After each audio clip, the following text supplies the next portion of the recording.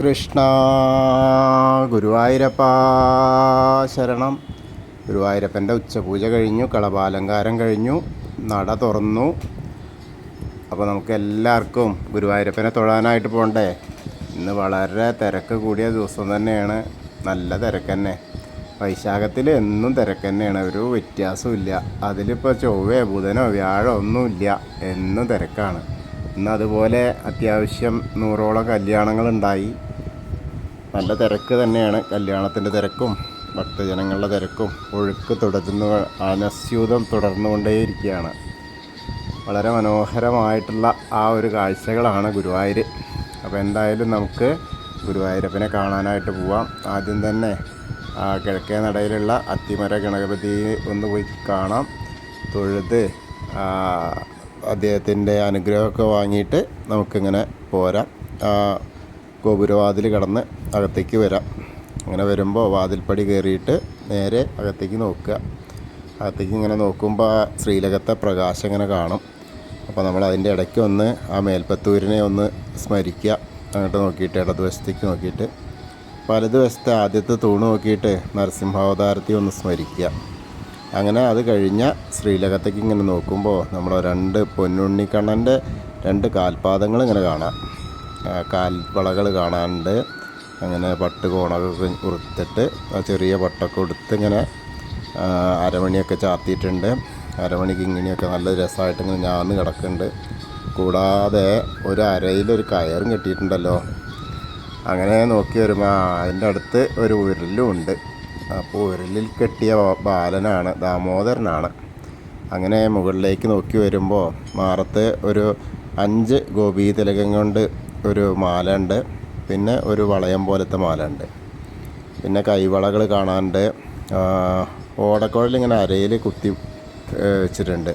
ഒരു കൈ അങ്ങനെ വെച്ചിട്ടുമുണ്ട്. മറു കൈ ഇങ്ങനെ നീട്ടി നിൽക്കാക്കി തോന്നണേ വെണ്ണയ്ക്കാണെന്ന് തോന്നണം. അമ്മ വെണ്ണ കൊണ്ടുവരും. ആ കൊണ്ടുവന്ന വെണ്ണ വേണം കഴിക്കാൻ. അമ്മയെ വിശക്കണമെന്ന് പറയുകയാണ്.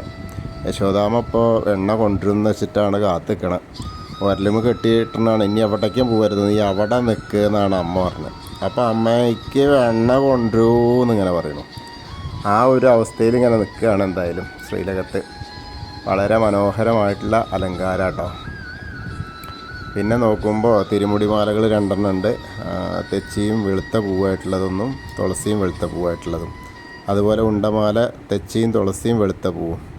അങ്ങനത്തെ 2 ഉണ്ടമാലകളും 2 തിരുമുടിമാലകളുണ്ട്.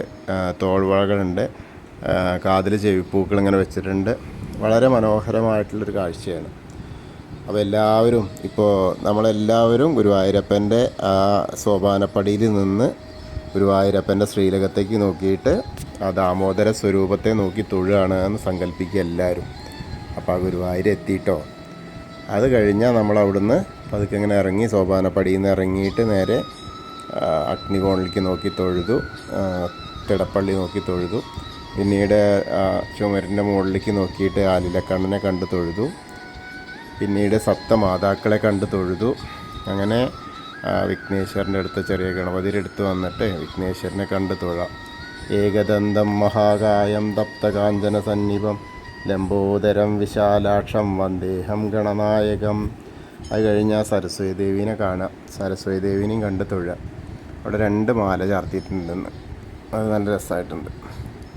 അപ്പോൾ സരസ്വതി നമസ്തുഭ്യം വരദേ കാമരൂപിണി വിദ്യാരംഭം കരിഷ്യാമി സിദ്ധിർഭവതു മേ സദാ. സരസ്വതി ദേവീനെയും കണ്ട് തൊഴുത് വരുമ്പോൾ ചെറിയ ഗണപതിനെ ഒന്നുകൂടി തൊട്ട് തലോടാം. പിന്നെ മത്സ്യം, കൂർമ്മം, വരാഹം, നരസിംഹം വരെയുള്ള രൂപങ്ങൾ കാണാം. മേൽശാന്തിയിൽ അവിടെ നിന്ന് അർച്ചന പ്രസാദമൊക്കെ വാങ്ങാം. അതൊക്കെ വാങ്ങിയിട്ട് തൊടാം. പിന്നെ വാമനസ്വരൂപം കാണാം. അതേപോലെ ഗജേന്ദ്രമോക്ഷത്തിൻ്റെ ഇത് കാണാം. ഗരുഡൻ്റെ പുറത്തിരിക്കുന്ന മഹാവിഷ്ണുവിനെ കണ്ട് തൊഴാം. അതൊക്കെ തൊഴുത് അനന്തശായിയായ അനന്തവൽപ്പനാവനെയും കണ്ട് തൊഴാം. പിന്നീട് സാഷ്ടാംഗം നമസ്കരിക്കുക. ഭഗവാന്റെ പുറകുവശത്തായിട്ട് വന്നിട്ട് സാഷ്ടാംഗം നമസ്കരിക്കുക. പിന്നീട് ദശാവതാര വിഗ്രഹങ്ങളൊക്കെ ഓരോന്നോരോന്നായി കണ്ട് തൊഴുത് കണ്ണനെയൊക്കെ കണ്ട് തൊഴുത് ഗുരുവായൂരപ്പൻ്റെ ആ മുരുകനെയും കണ്ട് തൊഴാം. പിന്നെ ഹനുമാൻ സ്വാമിയുടെ അടുത്ത് വന്ന് ഹനുമാൻ സ്വാമിയെ കണ്ട് തൊഴാം. ത്വമസ്മിൻ കാര്യനിര്യാഗേ പ്രമാണം ഹരിസത്തമ ഹനുമാൻ യജ്ഞമാസ്തായ ദുഃഖക്ഷയകരോ ഭവ മനോജവം മാരുതതുല്യവേഗം ജിതേന്ദ്രിയം ബുദ്ധിമതാം വരിഷ്ഠം വാതാത്മജം വാനരയൂഥമുഖ്യം ശ്രീരാമദൂതം ശിരസാ നമാമി. ബുദ്ധിർബലം യശോധൈര്യം നിർഭയത്വം അരോഗത അജാഡ്യം വാക്പടുത്തം ഹനുമസ്മരണാത് ഭവേത്. ഓം നമോ ഭഗവതേ ആഞ്ജനേയായ മഹാബലായ സ്വാഹ. ഹനുമാൻ സ്വാമിയെ കണ്ടു തൊഴുതു. അത് കഴിഞ്ഞ് രാധാകൃഷ്ണ വിഗ്രഹമൊക്കെ കണ്ടു തൊഴുതു. ഹനുമാൻ സ്വാമിയുടെ അവിടെ ചെറിയ ഒരു കുങ്കുമം മാത്രമേ ഉള്ളൂ, മാലയൊന്നുമില്ല. ഹനുമാൻ സ്വാമിക്ക് നല്ല വലിയ മാലുണ്ട് രാധാകൃഷ്ണ വിഗ്രഹത്തിൽ. അപ്പോൾ അതൊക്കെ കണ്ടു തൊഴുത് ഓവിൻ്റെ അവിടെ വന്ന് പ്രാർത്ഥിക്കുക. അത് കഴിഞ്ഞ് കുറച്ച് പടിഞ്ഞാട്ട് നീങ്ങിയാൽ താമരക്കണ്ണനെ കണ്ടു തൊഴാം. പിന്നീട് ഗ്രില്ലിൻ്റെ അവിടെ വന്നിട്ട് മണിക്കിണറും അതുപോലെ ആ നൃത്ത അറയിലേക്ക് നോക്കിയിട്ട് കണ്ണനെയൊക്കെ കണ്ട് തൊഴുത് കുറൂരമ്മേനെയും വാസുദേവരെയൊക്കെ കണ്ട് തൊഴുത് ഇങ്ങനെ വടക്കേ നടയിലൂടെ പുറത്ത് വരാം. പ്രസാദ കൗണ്ടറിൻ്റെ അവിടുന്ന് ചന്ദനം തീർത്ഥമൊക്കെ വാങ്ങിയിട്ട് എടത്തരികത്ത് കാവിലെ ഭഗവതീനെ കാണാനായിട്ട് പോവാം. ഭഗവതിയുടെ അവിടെ വരുമ്പോഴും നല്ല രസമായിട്ടുണ്ട്. അലങ്കാരമൊക്കെ ആയിട്ടാണെന്ന് അമ്മ കാത്തിരിക്കുന്ന ഭക്തരെ. വളരെ മനോഹരമായിട്ടുള്ള അലങ്കാരങ്ങളാണ്. നിറയെ പൂക്കളുമുണ്ട്. അർച്ചന പൂക്കളാണ്.